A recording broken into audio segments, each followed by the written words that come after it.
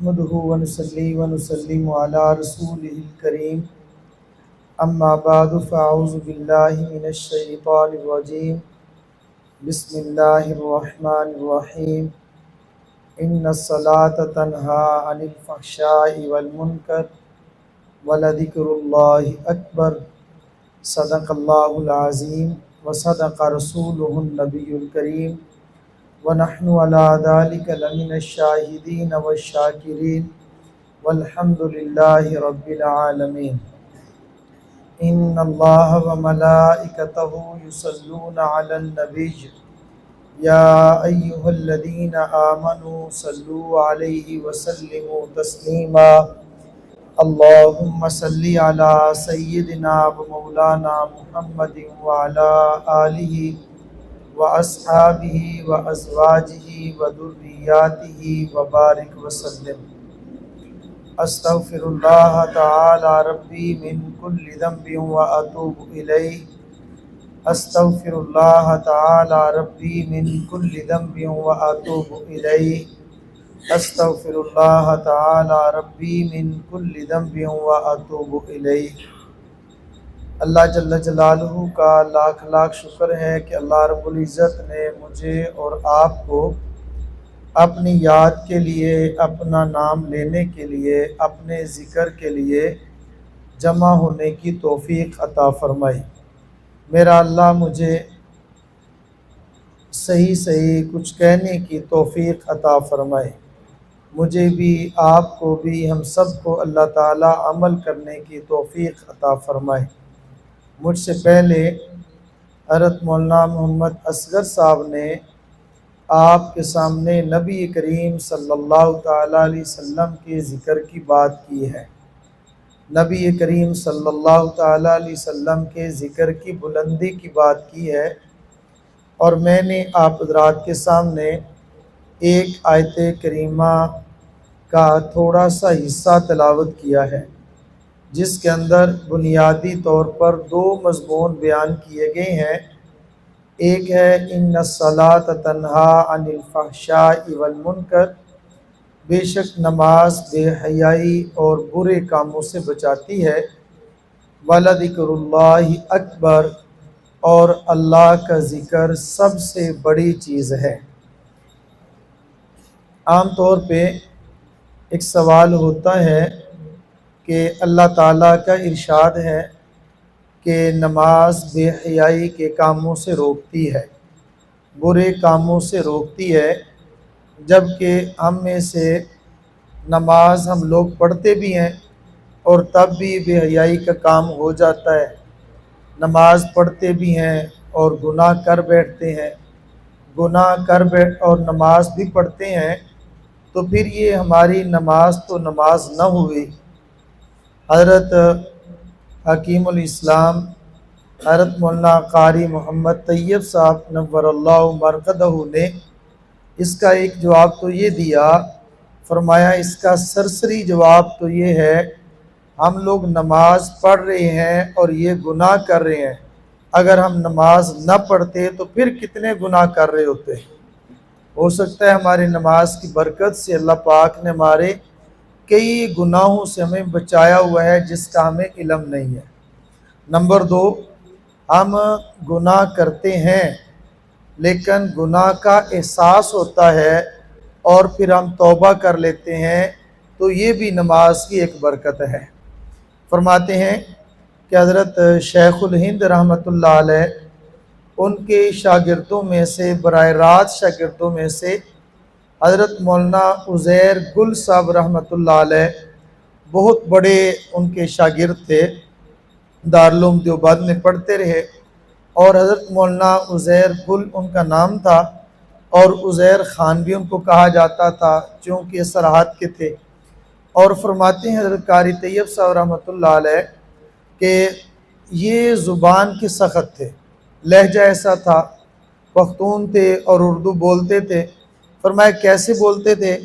شروع میں آپ کہتے، آپ سے پھر تم کہتے، اور تم کے بعد پھر تو کہتے، جب بات بڑھ جاتی تو پھر خبیث بھی کہتے تھے، یعنی آپ کہتے، آپ کے بعد پھر تم کہتے، तुम के बाद फिर तू बोलते और फिर बात बढ़ जाती तो खबीस भी कहते। इन्होंने हज़रत शेखुल हिंद रहमतुल्लाह अलैह के पास तकरीबन 12-13 साल का अरसा गुजारा। हज़रत शेखुल हिंद रहमतुल्लाह अलैह से किसी ने ये कहा कि हज़रत अजीब बात है, मौलवी उज़ैर गुल 12 साल आपकी खिदमत में रहा है, आपसे पढ़ा भी है, लेकिन इसका लहजा कैसा है, बात कैसी करता है। हज़रत शेखुल हिंद रहमतुल्लाह अलैह ने फरमाया कि ये 12 साल मेरे पास रहा तो इसका ये हाल है, अगर मेरे पास न रहता तो फिर इसका क्या हाल होता। फरमाया इन्न सलात तन्हा अनिल फहशाई वल मुनकर, बेशक नमाज बेहयाई के कामों से रोकती है।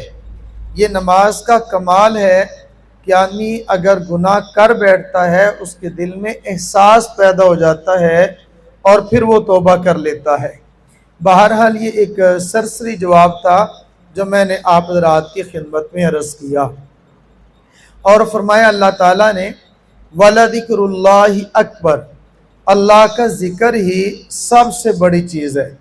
इबादत में सबसे बड़ी इबादत अल्लाह का ज़िक्र है। इस कायनात के अंदर सबसे बड़ी चीज़ अल्लाह की याद है।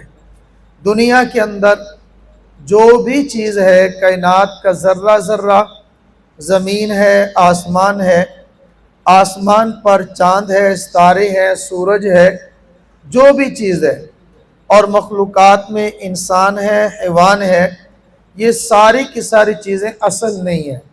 ये सारी की सारी चीज़ें एक ढांचा है, असल इनकी एक रूह है। और रूह वो क्या है? वो अल्लाह ताला का ज़िक्र है और वो अल्लाह ताला की याद है। असल अगर देखना हो तो इंसान का एक वजूद एक ढांचे की शक्ल है। इंसान का एक ढांचा, इसकी आँख, इसके पैर, इसके हाथ, इसका चेहरा, इसका वजूद है। और इंसान के वजूद के अंदर असल इंसान की रूह है। जब इंसान है, अब इंसान की बीवी इंसान से कितना प्यार करती है। अगर बहन है तो वो अपने भाई से प्यार करती है, अगर वो बेटा है तो अपने माँ से प्यार करता है, माँ बाप हैं तो वो अपनी औलाद से प्यार करते हैं, शागिर्द है तो उस्ताद से प्यार करता है, मुरीद है तो अपने शेख से प्यार करता है। लेकिन कब तक प्यार करता है? जब तक इंसान के जिस्म के अंदर रूह मौजूद है। अब हर वो आदमी जिसको इंसान के जिस्म से प्यार का दावा है, जैसे ही रूह निकलती है वो दावा टूट जाता है। बीवी अपने खामिन से प्यार करने वाली, मोहब्बत का इजहार करने वाली, लेकिन जैसी उसकी रूह निकली उसकी आंख ने देखना बंद कर दिया, अब इसका दिल का धड़कना बंद हुआ। जो मोहब्बत की दावेदार थी और जो खलवत में उसके साथ रहना पसंद करती थी, आज एक मिनट भी उसके साथ तन्हाई में बैठ नहीं सकती। कहती कि मुझे डर लगता है, मुझे खौफ आता है। हर बेटा अपने बाप से खौफ खाता है और बेटी अपनी माँ से खौफ खाती है। बाप और माँ अपनी औलाद से खौफ खाते हैं। क्यों? इंसान के जिस्म से रूह निकले। तो इसका मतलब ये है कि इंसान की आँख से प्यार, ये आँख किसे प्यार नहीं, असल में आँख की रूह से प्यार है। जैसे ही रूह निकलती है, आँख ने अपना काम बंद किया, ज़ुबान ने अपना काम बंद किया, इंसान के पूरे जिस्म ने अपना काम बंद कर दिया है। तो इंसान तो एक ढांचा है, ढांचे का नाम है और इसके अंदर असल इसकी रूह है। इसी तरह एक आसमान है, आसमान एक ढांचा है, इसके अंदर इसकी एक रूह है। चाँद है, चाँद एक हमें नज़र आता है, इसकी एक असल इसकी रोशनी है, वो इसकी रूह है। आसमान के सितारे और ये कायनात का ज़र्रा ज़र्रा, ये हमें जो ढांचा नज़र आता है, इसके अंदर इसकी असल रूह है। और रूह क्या है? अल्लाह ताला का हुक्म है, यसअलूनका अनिर रूह, लोग रूह के मुतालिक सवाल करते हैं। ए मेरे पैगम्बर, आप फरमा दीजिए कि रूह ये मेरे अल्लाह का हुक्म है। अब जैसी अल्लाह का हुक्म आएगा तो आसमान टूट जाएगा। आसमान की मौत, आसमान का टूटना, ज़मीन की मौत, زمین کا پھٹنا، چاند کی موت، چاند کا بے نور ہو جانا، سورج کی موت، سورج کا بے روشن ہو جانا، اور پانی سمندر دریا، سمندر دریا کی موت، سمندر کا ابل جانا، اور زمین کی موت، اذا زلزلت الارض زلزالہا، زمین کے اوپر زلزلہ بپا ہو جانا۔ یہ زمین کب تک قائم ہے؟ آسمان کب تک قائم ہے؟ یہ کائنات کا ذرہ ذرہ کب تک قائم ہے؟ جب تک اللہ جل جلالہ کا ذکر کرنے والے اس دنیا کے اندر موجود ہیں۔ نبی کریم صلی اللہ تعالیٰ علیہ وسلم کا ارشاد ہے، لا تقوم الساعہ، اس وقت تک قیامت قائم نہیں ہوگی جب تک زمین پر اللہ اللہ کرنے والے موجود ہوں گے۔ اب زمین ہے، زمین کے اندر نظام کائنات چل رہا ہے۔ اس نظام کو چلانے والے ہر ایک آدمی کا یہ دعویٰ ہے کہ میری وجہ سے یہ دنیا چل رہی ہے۔ زمیندار ہے، اس کا یہ دعویٰ ہے کہ زمینداری کی وجہ سے۔ اس کی وجہ کیا ہے؟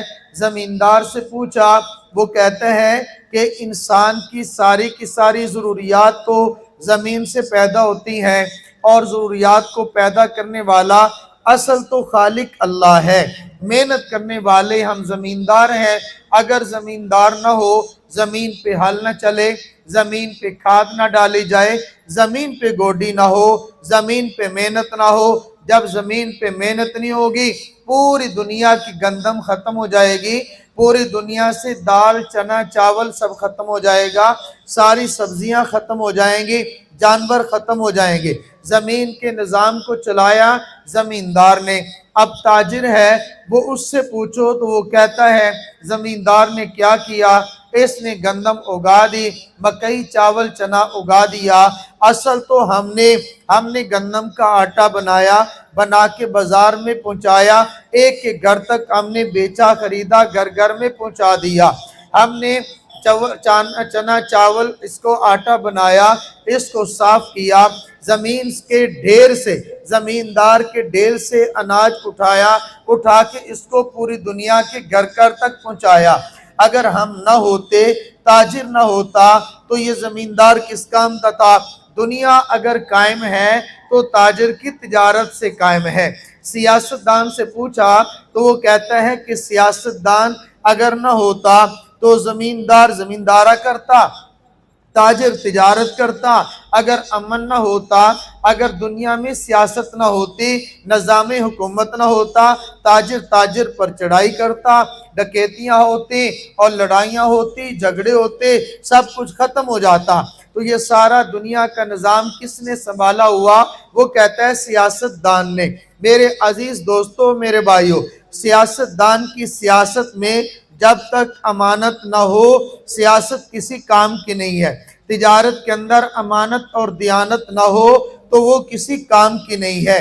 تجارت اور زمینداری کے اندر امانت اور عدالت نہ ہو تو وہ کسی کام کی نہیں ہے۔ زمین کے چپے چپے پر امن قائم ہوگا، انصاف قائم ہوگا تو وہ عدل کی برکت سے۔ امیر المومنین حضرت علی المرتضیٰ رضی اللہ تعالی عنہ امیر المومنین ہے، ان کی ایک ذرہ ہے، ذرہ گم ہو گئی، چوری ہو گئی، اور پتہ چلا کہ فلاں یہودی کے پاس ہے، اس نے میری ذرہ کو چوری کر لیا۔ حضرت امیر المومنین نے قاضی القضاء کی عدالت میں درخواست دائر کر دی، دعویٰ دائر کر دیا، کیس چلا۔ قاضی القضاء حضرت قاضی شریح رحمہ اللہ نے اپنی عدالت کے اندر مدعی کو بھی طلب کیا، مدعا علیہ کو بھی طلب کیا۔ مدعی کون ہے؟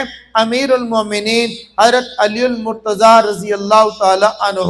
مدعا علیہ کون ہے؟ مقابلے کا کوئی مسلمان نہیں ہے، مقابلے کا کوئی مومن نہیں ہے، بلکہ ایک ادنا سا مومن بھی نہیں بلکہ یہودی ہے۔ دونوں کو بلایا، ایک طرف مدعا علیہ، ایک طرف مدعی کو بھی کٹہرے میں کھڑا کیا، اس کے لیے ایک کرسی یا بیٹھنے کا انتظام نہیں کیا، اور مدعا علیہ وہ بھی موجود ہے۔ مدعی سے دعویٰ پوچھا، آپ کا دعویٰ کیا؟ حضرت علی المرتضیٰ رضی اللہ تعالیٰ عنہ نے فرمایا میرا دعویٰ یہ ہے کہ میری ذرہ تھی اس یہودی نے چرا لی ہے۔ اس نے کہا قاضی نے کہا آپ کے پاس کوئی گواہ موجود ہے؟ کہا کہ ہاں میرے 2 گواہ موجود ہیں۔ کہا کہ پیش کیجئے۔ گواہ پیش کیا گیا۔ ایک گواہ حضرت امیر المومنین کا بیٹا حضرت حسن رضی اللہ تعالی عنہ ہے اور دوسرا گواہ ان کا غلام ہے۔ فرمایا کہ بیٹے کی گواہی باپ کے حق میں عدالت قبول نہیں کرتے اور غلام کی گواہی ہے تو وہ آقا کے حق میں ہوگی، ہم دونوں گواہیوں کو آپ کے حق میں قبول نہیں کرتے۔ جب دونوں گواہیاں ختم ہو گئی، حضرت علی المرتضیٰ کا دعویٰ ختم ہوا تو فیصلہ اس یہودی کے حق میں ہوا۔ ہم یہ فیصلہ کرتے ہیں کہ یہ ذرہ جو ہے اس یہودی کی ہے۔ یہودی نے اسی عدالت میں کھڑے ہو کر اشہد اللہ الہ الا اللہ و اشہد ان محمد رسول اللہ کلمہ کا اعلان کیا اور اس نے کہا جس مذہب کے اندر عدالت اتنی ہو کہ جس کے اندر مدعی مدعا علیہ برابر ہو، کافر مسلمان برابر ہو، امیر المومنین بھی کٹہرے کے اندر ہو، وہ اسلام کیسا ہوگا؟ اسلام قبول کیا۔ اسلام قبول کرنے کے بعد وہ ایمان لے آیا۔ حضرت نبی کریم صلی اللہ تعالیٰ علیہ وسلم کے خلیفہ ثانی حضرت امیر المومنین فاروق اعظم رضی اللہ تعالیٰ عنہ کا دور ہے اور ایک عیسائی ہے، عیسائی بادشاہ روم کا تھا تو وہ مسلمان ہوا، اس نے کلمہ پڑھ لیا۔ مسلمان ہونے کے بعد وہ بیت اللہ میں آیا، اس نے طواف کر رہا تھا۔ دوران طواف اس نے لنگی باندھ رکھی تھی یا چادر باندھ رکھی تھی، اس کی چادر پر ایک عام مسلمان کا پاؤں آیا اور اس کی وجہ سے اس کی لنگی کھل گئی۔ جب لنگی کھل گئی تو اس کو بہت غصہ آیا، اس نے غصے کے اندر آ کر اس آدمی کو ایک مکہ مارا، اس کو ایک تکلیف ہوئی۔ اب اس مسلمان شخص نے جو دیہات کا ایک رہنے والا تھا، حضرت امیر المومنین کی عدالت کے اندر اپنا کیس دائر کیا۔ امیر المومنین نے دونوں کو بلا لیا، اب اس بادشاہ کو بھی بلایا اور اس عام آدمی کو بھی بلایا۔ جب بلانے لگے تو اس شخص نے کہا یہ کیا بات ہوئی کہ آج میں اور یہ عام برابر ہو گئے؟ حضرت فاروق اعظم رضی اللہ تعالیٰ عنہ نے فرمایا کہ یہ اسلام ہے، اسلام میں بادشاہ اور غلام، آقا اور غلام یہاں پر سب برابر ہوں گے۔ یہاں پر اب تمہیں سزا دی جائے گی، یا تو اس کا فدیہ ادا کرو جتنی تکلیف اس کو دی ہے، یا پھر یہ معاف کر دے، یا پھر اتنے ہی زور کے ساتھ آپ کو یہ تھپڑ مارے جتنا آپ نے تھپڑ مارا ہے۔ عرض کرنے کا مقصد یہ ہے کہ عدالت اور انصاف اگر تجارت کے اندر ہوگی تو اس کی وجہ سے دیانت اور امانت، خلاصہ یہ تجارت ہے لیکن تجارت کی روح اس کی امانت اور دیانت ہے، سیاست ہے سیاست کی روح اس کی امانت اور دیانت ہے، زمیندارہ ہے تو زمیندارے کی روح اس کی امانت اور دیانت ہے۔ امانت اور دیانت کیا چیز ہے میں اس کی تفصیل میں نہیں جاتا، لیکن اتنا یہ عرض کرتا ہوں بعض کا تو ہوتا یہ ہے کہ بظاہر لوگ کام کرنے والے وہ سمجھ رہے ہوتے ہیں کہ نظام کائنات ہم نے چلایا ہوا ہے، ہماری وجہ سے چل رہا، لیکن حقیقت یہ ہے کہ سیاستدان کی سیاست سے نہیں، تجارت کی تاجر سے نہیں، اور زمیندار کے زمیندارے سے نہیں، بلکہ بعض وہ لوگ ایسے ہوتے ہیں جو بادشاہ کے سر پہ تاج ہوتا ہے، یہ بادشاہ تو ہوتے ہیں لیکن بے تاج بادشاہ ہوتے ہیں۔ بادشاہ کی سلطنت لوگوں کے جسموں پر ہوتی ہے، ان کی سلطنت اور حکومت لوگوں کے دلوں پر ہوتی ہے۔ ایک کافر ہے اور اس نے ہسٹری لکھی ہے، اس کا نام مسٹر آرنلڈ ہے، انگریز ہے، یہ اس وقت ہندوستان کی یونیورسٹی کا پروفیسر تھا۔ اس نے ایک کتاب لکھی پریچنگ آف دی اسلام، اس کے اندر اس نے ایک واقعہ لکھا، اس نے تحقیق کی، کہتا ہے کہ میں نے عجیب بات دیکھی ہے اور وہ ہندوستان کے اندر یہ دیکھی ہے۔ اس کو یہ عجیب بات لگی کیونکہ اس نے یہ عجیب بات ہندوستان میں دیکھی تھی، ورنہ یہ عجیب بات اور بھی بہت سارے ملکوں میں پائی جاتی ہے۔ اس نے لکھا کیا، کہتا ہے کہ میں دیکھتا ہوں کہ میں چلتے گھومتے پھرتے ایک جگہ پہ گیا، میں نے دیکھا ایک پڑا ہوا شخص ہے، ایک سویا ہوا شخص ہے، کروڑوں لوگوں کے دلوں پر وہ حکومت کر رہا۔ وہ سونے والا شخص کون ہے؟ حضرت اجمیری رحمت اللہ علیہ، سلطان الہند، امیر الہند، ان کی قبر پہ وہ پہنچا ہے۔ حضرت امیر الہند، حضرت سلطان الہند، حضرت اجمیری رحمت اللہ علیہ کے بارے میں لکھا ہے کہ صرف 99 لاکھ لوگوں نے براہ راست حضرت کے ہاتھ پہ اسلام قبول کیا۔ 99 لاکھ لوگ، یعنی تقریباً کم و بیش 1 کروڑ آدمی بنتا ہے جنہوں نے حضرت کے ہاتھ پہ اسلام قبول کیا۔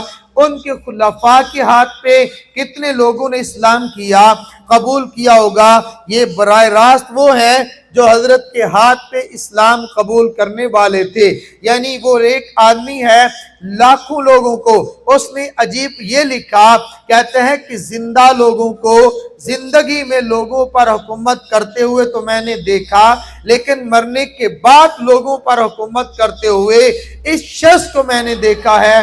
ورنہ میرے عزیزوں، میرے بھائیوں، اس نے تو ایک کا حال لکھا ہے، ورنہ آج بھی دنیا کے اندر حضرت امام اعظم ابو حنیفہ رحمۃ اللہ علیہ دنیا کے اندر لوگوں کی سلطنت، دلوں کی سلطنت پہ وہ بات کام کرنے والے حضرت امام اعظم ابو حنیفہ رحمۃ اللہ علیہ، حضرت امام شافعی رحمۃ اللہ علیہ، حضرت امام احمد بن حنبل رحمہ اللہ، حضرت امام مالک رحمہ اللہ، یہ ائمہ جو تھے آج سے کتنے سال گزر گئے، لیکن آج بھی لوگوں کے دلوں پر حکومت کرنے والے تھے۔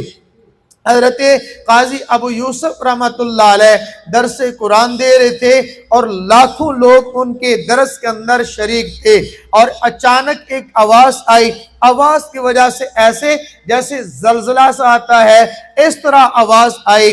حضرت زبیدہ ہارون الرشید کی بیوی اپنے محل میں بیٹھی ہوئی، اچانک آواز آئی تو پوچھا یہ کس کی آواز ہے، یہ کیسی آواز ہے؟ ایک ہلچل سی مچ گئی ہے، کہا کہ پتہ نہیں کس کی آواز ہے، کہ جاؤ پتہ کرو آواز کس کی ہے۔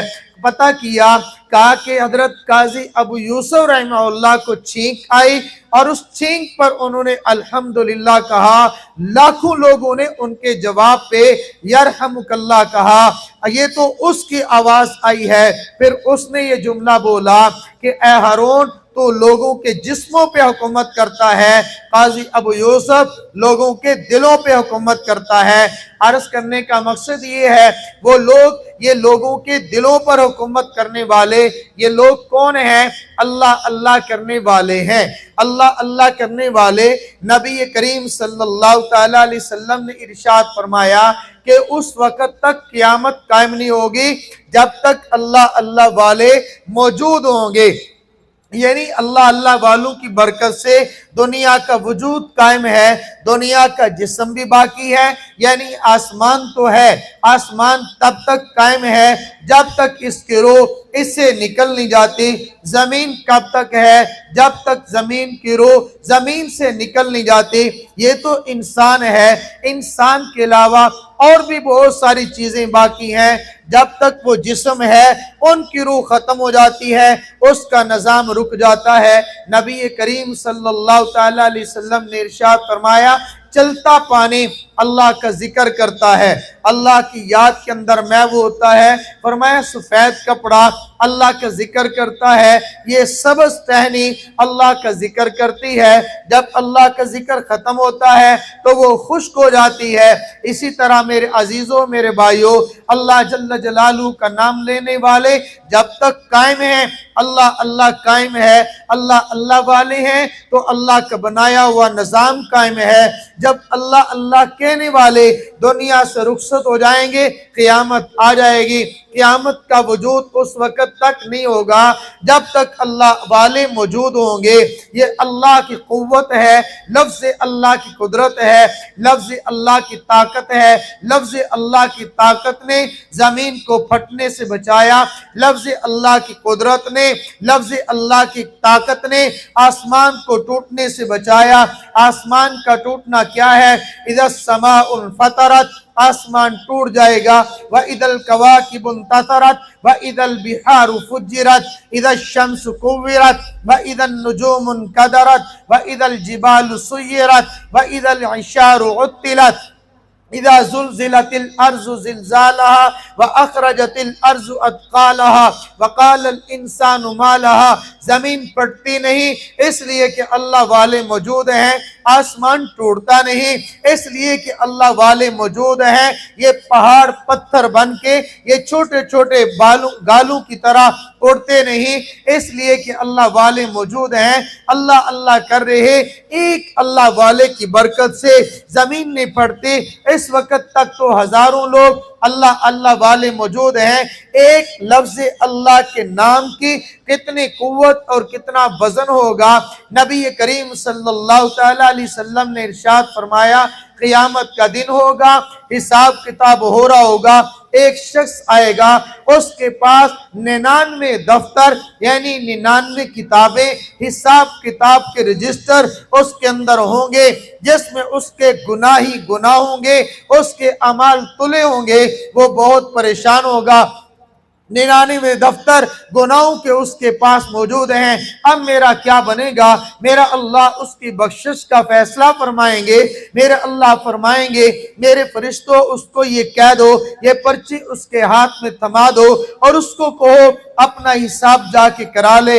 اس کے ہاتھ میں وہ پرچی آئے گی، کہا جائے گا کہ آپ اپنا حساب کرائیں، یہ پرچی اپنے ساتھ لے جائیں۔ وہ دل میں سوچے گا یہ پرچی میں کیا ہے، اس کا کتنا وزن ہوگا۔ میرے 99 دفتر بدعمالیوں کے، 99 دفتر گناہوں کے، ایک یہ کیا کر لے گی؟ فرمایا پھر اس کے اندر اس کو دفتر اس کو میزان تلے گا، اس کا ترازو کے اندر 99 دفتر گناہوں کے ایک طرف رکھا جائے گا اور ایک وہ پرچی سی جو ہوگی اس کو دوسرے ترازو میں رکھا جائے گا، ترازو کے دوسرے پلڑے میں رکھا جائے گا۔ وہ پلڑا جھک جائے گا، اس پلڑے کے اندر جو جھکے گا اس پرچی میں لکھا کیا ہوگا؟ لا الہ الا اللہ، لا الہ الا اللہ۔ اللہ کے نام کی کتنا وزن ہوگا، اللہ کے نام کی کتنی طاقت ہوگی۔ میرے عزیز دوستو، بعض لوگ ایسے بھی گزرے، اللہ والے ایسے گزرے، ان پر ایک وقت آیا، ان پر ایسا حال گزرا۔ حضرت قاری طیب سے رحمت اللہ علیہ نے ایک واقعہ نقل کیا ہے، فرمایا کہ حضرت بایزید بستامی رحمت اللہ علیہ اللہ والے تھے، بہت بڑے اللہ والے تھے۔ فرمایا کہ ایک دفعہ ان کی زبان سے ایک جملہ نکلا اور اب وہ حالت جذب میں ہوئے، حالت جذب کے اندر آ کر مجذوبیت کی کیفیت میں آگے ایک جملہ ان کی زبان سے نکلا۔ جب ان کو صحیح حال ہوا، ان کی مریدین نے کہا، حضرت عجیب آپ نے آج جملہ کہا، ہمارے لحاظ سے وہ جملہ کفر ہے جو آپ کی زبان سے نکلا۔ حضرت نے فرمایا، ارے میں نے جملہ کفر بولا، آپ نے مجھے سزا کیوں نہ دی؟ آپ نے مجھے کوڑے کیوں نہ مارے؟ آپ نے مجھے مارا کیوں نہیں؟ حضرت ہم تو سمجھے نہیں، ہم نے کہا کہ شاید کوئی مفہوم اور ہوگا۔ فرمایا اگر آئندہ میری زبان سے جملہ کفر نکلے تو آپ نے مجھے سزا دینی ہے، آپ نے مجھے کوڑے مارنے ہیں، آپ مجھے سزا دیں۔ کچھ عرصے کے بعد وہی کیفیت طاری ہوئی، وہی حال طاری ہوا، وہی جملہ زبان سے نکلا۔ اب مریدین کو شیخ کا حکم بھی ہے، انہوں نے کوڑے برسانا جیسے شروع کیے۔ اب اللہ کی طرف سے کیا ہوا؟ حضرت کی کرامت سمجھیے، اللہ کی قدرت۔ وہ کوڑا مارتے ان کو ہیں، لگتا اپنے جسم پہ ہے، ان کے جسم پہ اثر نہیں ہو رہا، اپنے جسم لہولہان ہو رہے، تھک گئے، ہار گئے، اس کے بعد لیٹ گئے۔ بے ہوش ہو گئے، تھوڑی دیر کے بعد ہوش آیا، اتنے میں حضرت بھی اپنی اصل حالت میں ہوئے، حالت کیفیت جب بدلی، فرمایا بھی کیا ہوا؟ دیکھا لوگ گرے پڑے ہیں، فرمایا لوگوں نے عرض کیا حضرت آپ نے فرمایا تھا اگر جملہ کفر میری زبان سے نکلے آپ نے مجھے کوڑے برسانے ہیں، ہم نے برسا رہے تھے، ہماری آج یہ حالت ہو گئی، یہ کیفیت ہو گئی۔ حضرت نے فرمایا اچھا بتائیے تو صحیح وہ جملہ کون سا ہے، میں نے کیا کہہ دیا تھا؟ حضرت آپ نے فرمایا ملکی اعظم من الملک اللہ، میرا ملک بڑا ہے اللہ کے ملک سے، میرا ملک بڑا ہے اللہ کے ملک سے، آپ مخلوق ہیں، آپ کا ملک کیسے بڑا ہوا؟ میرے اللہ کا ملک ہے، وہ اللہ بڑا ہے، اللہ کا ملک بڑا ہے۔ فرمانے لگے میرے ایک سوال کا جواب دو، بتاؤ تو صحیح اللہ کا ملک کیا ہے؟ عرض کیا گیا خود بتایا، کیا میں خود بتاؤں؟ فرمایا حضرت عرض کیا آپ بتا دیں۔ فرمایا اللہ کا ملک کیا ہے؟ یہ زمین اللہ کا ملک ہے، ساتوں زمینیں تے در تے اللہ کا ملک ہے، آسمان اللہ کا ملک ہے، عرش اللہ کا ملک ہے، کرسی اللہ کا ملک ہے، زمین و آسمان اللہ کا ملک ہے، چاند ستارے سورج اللہ کا ملک ہے، ساری کہکشائیں اللہ کا ملک ہے، 18,000 مخلوقات میرے اللہ کا ملک ہے۔ فرمایا میں اللہ کا ملک ہوں، آپ اللہ کا ملک ہے، اللہ کا ملک یہ ساری مخلوق ہے، میرا ملک میرا اللہ ہے، میں نے اپنے اللہ کو اپنا بنا لیا ہے۔ اب بتاؤ اللہ کا ملک بڑا ہے یا میرا ملک بڑا ہے؟ فرمایا اللہ کا ملک اللہ کی مخلوق ہے، میں نے اللہ کو اپنا ملک بنا لیا۔ میرے عزیز دوستو جو آدمی اللہ کو اپنا بنا لیتا ہے، من کان للہ، جو اللہ کے لیے ہوا کان اللہ لہو، اللہ اس کے لیے ہو گیا۔ حضرت محمود ایاز ان کا ایک واقعہ عرض کرتا ہو، حضرت محمود بادشاہ ہے، ایاز ان کا غلام ہے۔ محمود نے اپنے دربار میں اعلان کیا، لوگوں سے کہا اے لوگو اس دربار کے اندر جو چیز جس کے یہاں جس پہ ہاتھ رکھے گا وہ چیز اس کی ہو جائے گی، وہ اس کا مالک بن جائے گا، وہ اس کی ملکیت بن جائے گی۔ حضرت ایاز جو تھے دربار میں تھے نہیں، باہر تھے، اچانک آئے، ہلچل مچی ہوئی، کوئی گلاس اٹھا کے لے جا رہا، کوئی میز اٹھا کے لے جا رہا، کوئی صوفہ اٹھا کے لے جا رہا، کسی نہ کسی چیز کو سر پہ اس نے اٹھایا ہوا اٹھا کے لے جا رہے ہیں۔ ایاس آیا، اس نے حالت کو دیکھا، یہ بادشاہ کے محل کی کیا حالت ہوگی، ارے یہ کیسا ہوا؟ لوگوں نے کہا تم نے سنا نہیں بادشاہ نے اعلان کیا ہے؟ بتائیے کیا اعلان ہوا؟ بادشاہ نے اعلان کیا ہے آج اس محل کے اندر جو چیز موجود ہے اس پہ جو ہاتھ رکھے گا وہ اس کا ہو جائے گا۔ وہ ایاز دوڑتا ہوا حضرت سلطان کے پاس پہنچا، سلطان کے پاس پہنچ کے عرض کیا اے بادشاہ سلامت، آج سنیں آپ نے کوئی اعلان کیا ہے؟ ہاں میں نے اعلان کیا ہے۔ بادشاہ سلامت آپ کی زبان سے سننا چاہتا ہوں، آپ کا اعلان کیا ہے؟ فرمایا میرا یہ اعلان ہے اس محل کے اندر جس چیز پہ بھی کوئی ہاتھ رکھے گا وہ چیز اس کی ہو جائے گی۔ اب اس نے سنا کہ بادشاہ سلامت اپنے وعدے کے پکے ہو؟ ہاں بالکل میں پکا ہوں، میں وعدے کی خلافی نہیں کرتا، وعدے کی خلاف ورزی نہیں کرتا۔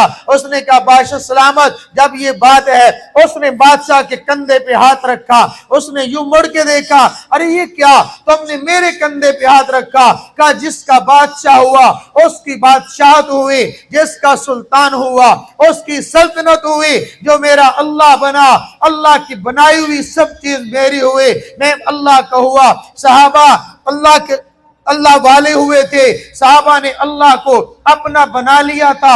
جب صحابہ نے اللہ کو بنا لیا، میرے اللہ نے ساری مخلوق کو ان کے تابع کر دیا۔ صحابہ نے اللہ کو اپنا بنا لیا، ہوائیں ان کا ماننے والی، دریا ان کا حکم ماننے والے، زمین پہ ان کا حکم چلتا تھا، ہواؤں پہ ان کا حکم چلتا تھا، فضاؤں میں ان کا حکم چلتا تھا۔ جو اللہ والا ہوا ساری مخلوق اس کی ہو گئی۔ میرا اللہ، میرے عزیز دوستو، جیسے اللہ بڑا ہے ہے، ایسے اللہ کا نام بڑا ہے، اللہ کے نام کی نسبت اللہ کے ساتھ ہے۔ وَلَذِكْرُ اللَّهِ اکبر، اللہ کا ذکر ہی سب سے بڑی چیز ہے۔ یہ میں اور آپ جو عبادت کر رہے نا، یہ عبادت اصل نہیں ہے، اصل اس کے اندر اللہ کی یاد ہے۔ نماز ایک ڈھانچہ ہے، اقم الصلاۃ لذکری، نماز قائم کرو، مقصد میرا ذکر ہے، مقصد میری یاد ہے۔ اقم الصلاۃ ذکری، میری نماز قائم کرو، اصل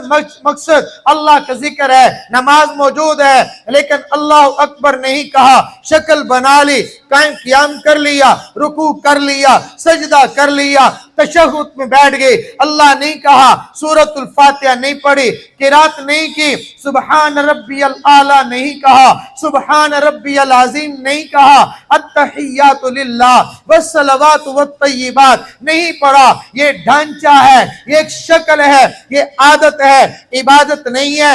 عبادت تب بنے گی جب نماز کے اندر بھی اللہ کا ذکر ہوگا۔ نماز اگر روزہ رکھ لیا، روزہ میں اللہ کی یاد نہیں ہے، فاقہ تو ہو سکتا ہے، اس کو روزہ نہیں کہا جا سکتا۔ نماز رمضان کا مہینہ جس میں رات کا قیام نہیں ہے، جس میں تہجد نہیں ہے، جس میں رات کی تراویح نہیں ہے، دن میں اللہ کا خوف نہیں ہے، دن میں قرآن کی تلاوت نہیں ہے، دن میں اللہ کا ذکر نہیں ہے، یہ دن کو فاقہ تو ہو سکتا ہے لیکن یہ روزہ نہیں ہو سکتا۔ حج کر لیا، حج کے اندر اللہ کا نام نہیں ہے، اللہ کی یاد نہیں ہے، اخلاص نہیں ہے، وہ چکر تو ہو سکتے ہیں لیکن طواف نہیں ہے، وہ پتھر مارنا تو ہو سکتا ہے، اللہ کی عبادت نہیں ہے، وہ دوڑنا تو ہو سکتا ہے، اللہ کی عبادت نہیں۔ جس عبادت کے اندر اللہ کی یاد نہیں، جس عبادت کے اندر اللہ کا خوف نہیں، جس عبادت کے اندر اللہ کی یاد نہیں ہے، میرے عزیز دوستو،